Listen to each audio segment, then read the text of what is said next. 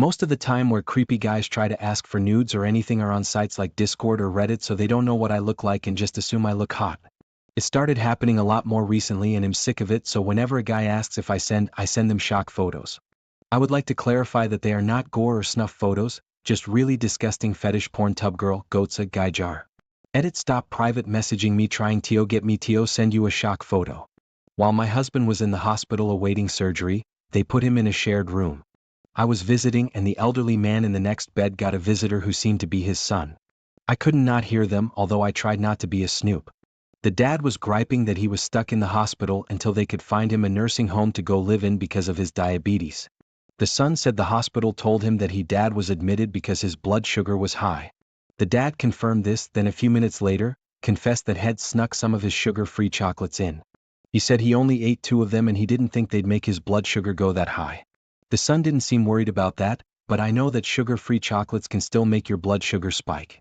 A few minutes later, a nurse came in to check his blood sugar. She was shocked to see it was almost. She said out loud how she didn't understand. He had only eaten a small lunch since his last test and she thought the equipment must be malfunctioning. Now I was really paying attention. She left to go find a different test kit. I was shaking my head as the old guy did not confess his secret chocolates. She came back and tested him again and it was about the same. He still didn't confess. She said she had to go prepare some insulin for him. She was clearly frustrated and mystified. I have diabetics and nurses in my family, so I couldn't just let this slide. I had to let the nurse know. I told my husband I'd be back in a minute and stepped out. I saw the nurse down the hallway typing into a computer terminal, so I stopped next to her and quietly told her that I overheard the old gentleman telling his son he had snuck in some sugar-free chocolates into the hospital when he was admitted. She immediately got this wow look on her face and she said, "Oh, that explains it." I told her that I didn't want her thinking that his diabetes was really that bad or that he had some other serious medical problem or even that her testing equipment didn't work. I told her he was just sneaky, loved his chocolates and clearly didn't want to confess to a nurse. She whispered to me that the reason he was going to a nursing home was because his blood sugar was out of control and he needed to be where someone could manage it for him. I told her I already heard that from him, which is part of why I wanted her to know about the secret chocolates. She was very grateful. I just asked her not to tell him that she knew about the chocolates, as then the old man would know that his roommate's wife ratted him out. When you share a hospital room, there is no privacy, so don't expect it. It all started when I moved alone to a new apartment and discovered that there was a WhatsApp group between neighbors. Since I didn't know anyone and wanted to avoid problems, noise, packages, parking, etc., I decided to join. The problem was that they accidentally added me twice with different numbers. I was using an old chip in a tablet and I had it turned on by mistake. Instead of leaving the group with one of the numbers, I decided to experiment. I named the other number Don Ernesto, a fictional character who is years old, retired, a chess lover and somewhat grumpy. Little by little, Don Ernesto began to become popular in the group. He gave advice, shared recipes, complained about small things but with grace. He even once organized a chess afternoon in the park, which he obviously didn't attend, but everyone understood because of his fragile health. The problem was that I started to get too attached to the character. I would surprise myself by responding like him at using sayings that I never use in real life. On one occasion, someone in the group called him the soul of the building. After 6 months, I decided to kill Don Ernesto.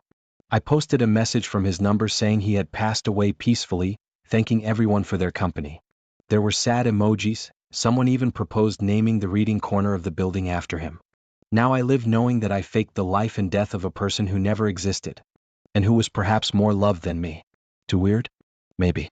But I had to get it off my chest. Thanks for reading. My mom and I always had a strenuous relationship. Officially, she has 3 children. My sister, me, and my brother.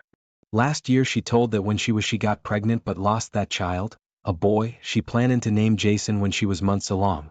Back then the doctors apparently told her that she would most likely never have children, but obviously that wasn't true. She told me that she named me after my brother, seeing me as an extension of him, what and who he could have been. She also says that she has regretted this decision since I was, because she can't look at me without thinking about what my brother would have been like. I also have a younger brother whom she adores because, as she says, she always saw him as his own person, an individual who she has not projected her own expectations and trauma on. None of my siblings know about our older brother, my grandparents aren't allowed to talk about it, and I am the only one besides my mom that knows where she has buried him. Baby clothes, images, stuffed animal. My entire life I knew that she treated me differently than her other children, more distant. I can't help but hate her for it. She is my mum, I will always love her, but I can't forget years of being treated like I don't exist. I work, they will come when I'm not here. My ex removed the fire alarms back when he stayed here because they were chirping, and I honestly stupidly didn't think it was a huge deal, but I've read that it is in fact a buff for them to evict me. Not to mention I have a broken window from when it slammed shut due to the frame being broken since I moved in. There's also a hole in one of my walls from when we were trying to install a washer, and it's hard to explain, but it's from that. I have laundry piled up in a mountain that I just don't have time to get to. My cats have torn up some of the carpet and wall corners. The fake wood tiles in my kitchen have peeled up to the point where I would trip, so I just taped them down. I never report of anything because I just have so much to do. I have kids, I'm young, and aside from this there's already so much on my plate. I am so anxious for what they will tell me tomorrow. I'm hoping they will have me pay a fine and move on with my life because I'm in the worst depression I have been in, and if I lost my apartment I don't know what I would do with myself. Please pray for me. I got myself so anxious for nothing. It was just the maintenance guy, and I don't think he even checked the smoke alarms. Although I did replace the batteries and fix the hole in the wall. He saw the broken window sitting there and didn't even say anything. Lesson learned, I will get it all sorted. I'm a year-old man who works HR shifts in a warehouse. I'll often wear an earbud for a little entertainment. When people ask what I'm listening to, I'll tell them it's a podcast about history or true crime when it's really just Taylor Swift. I miss being touched. Not just sex, I mean real, slow, intentional intimacy. Tracing fingers, whispered things in the dark, that post-climax stillness where it feels like time stops and the world fades away. I've had hookups. I've had the just for fun moments. But none of it hits like that deep, raw kind of connection where you feel safe enough to fall apart in someone's arms, where the way they look at you undresses more than your clothes. Sometimes I lay in bed and imagine what it would feel like to have someone truly see me. To be desired, yes, but also understood. To feel their breath on my neck and know it means something more than just lust. I think that's what I really crave, intimacy that lasts longer than the night. I don't really know where to begin. Writing these words is hard for me, but I feel the need to do it just to let it out and try to make sense of what LVE been through. I'm not trying to accuse anyone, nor do I want to play the victim, but I need to understand and release all the confusion LVE been carrying inside. When I was a child, I would sometimes go to my cousin's houses older than me. When we were alone, he would ask me to kiss him on the lips. I didn't fully understand what was happening, but deep down I felt that something was wrong, something I didn't like. In the end, to avoid him kissing me directly on the lips, I would keep my mouth shut tightly, pressing my lips together. He would then place his lips right over that closed position, kissing me while my lips were sealed because I wouldn't let him kiss me properly. That was his way of doing it anyway, even though I tried to avoid it. As I grew older, his behavior became increasingly strange and inappropriate. He would make comments about my body, like saying, "What a nice ass," and when I told him to stop, he would defend himself by saying it was just a compliment. Sometimes, when he hugged me, I would feel him touch me in an intimate way, even if just briefly, and I had to pull away.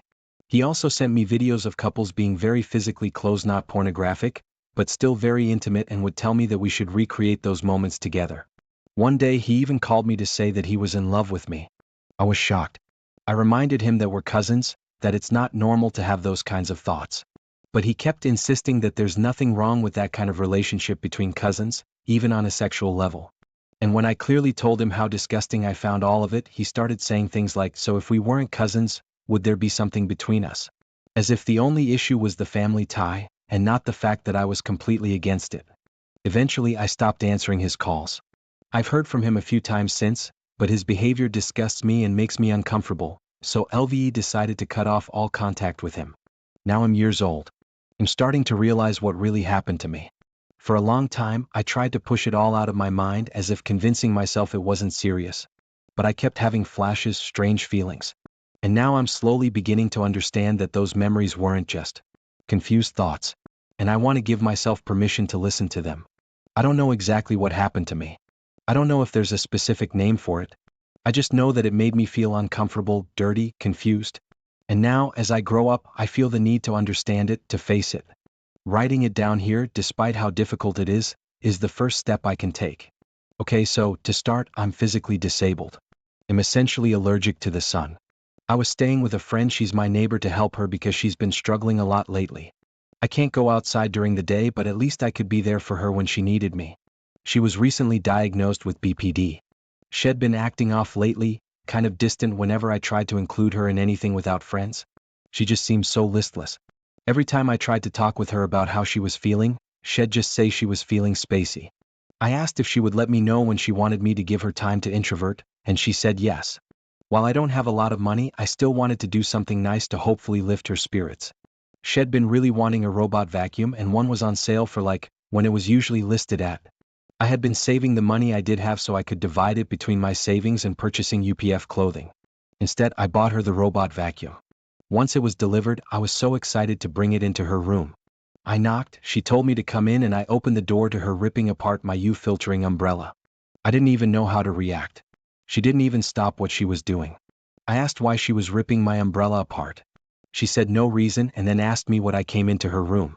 I explained I bought her the vacuum as I placed it down. She laughed, excited and smiling for the first time in weeks. I was still looking at my broken umbrella. She starts getting up and walking towards me, almost like she was expecting me to follow her once she passed me. She said thank you very sincerely for the situation. I asked what I did wrong and her eyes went dull. She said no one did anything wrong. I was backing up towards the front door. She kept walking towards me. I told her I was confused and getting worried about her. She said that's just what is, shrugging before opening the front door and shoving me through. Directly into the sun. I had nothing to cover my arms or face or feet with, and had to run to one of the other houses for help. While we are neighbors, our neighborhood is fairly rural. The house next door isn't actually right up against the other house I ended up being taken to the ER afterwards because of the burns and sun poisoning. A lot of our mutual friends say that she's just in a very bad place. I've realized that she has been conveniently leaving out the part where she broke my umbrella and shoved me into the sunlight. And now, I don't even have enough money to buy the meds the ER prescribed me for the pain and the burns. As guilty as I feel admitting it, I'm not sure I can forgive her for this. This was just disturbing. I am right now I had my first serious relationship. I'm a guy and I had known this girl since school. We barely interacted back then, but somehow we ended up in the same junior college and even traveled in the same bus. At first, I wasn't looking for a relationship, but in the second year, I started noticing her more and more. I had a schoolboy crush on her for years, but that year we actually began talking daily. Eventually, I confessed my feelings and to my surprise, she said yes instantly. No drama, no hesitación. That day still feels like a dream. We were what people would call college sweethearts. I introduced her to my mom, I visited her home, everything felt so perfect. But things took a harsh turn after junior college. I didn't score well in my competitive university exams. My father, who has always been strict and at times abusive, told me he wouldn't pay a single rupee for my education. Eventually, I was thrown out of the house for not meeting his expectations. I spent a month away from home with no direction, devastated and confused. That's when I began pushing her away. I never told her about my situation. I didn't want to burden her or ruin her future with my chaos. So instead of opening up, I started saying nonsense things like I don't like you anymore, just random hurtful stuff to make her hate me. She didn't give up easily. She tried again and again to make things work, to understand what was happening. But I made sure she couldn't. I never mentioned the word breakup, but I made it so easy for her to walk away, and she finally did. She broke up with me and blocked me on everything. I didn't use my phone for a whole month after that. She was a pure soul. She deserved love, honesty, and peace. I gave her heartbreak, confusion, and silence. I thought I was protecting her, but now I realize it was cowardice. I should have just told her the truth. Everything was my mistake. Since then, life moved on. My father eventually let me return. After a lot of conflict, I joined a local university, finished my undergraduate degree, and am currently doing my master's. I had 2 more relationships since then, both were long distance and both fell apart. But no matter what, I've never really moved on from that first breakup. She still crosses my mind sometimes during happy moments, but especially when I feel low. It's been years and yet I still carry this guilt. All I wish now is to meet her one final time. Not to restart anything or ask for forgiveness, just to explain.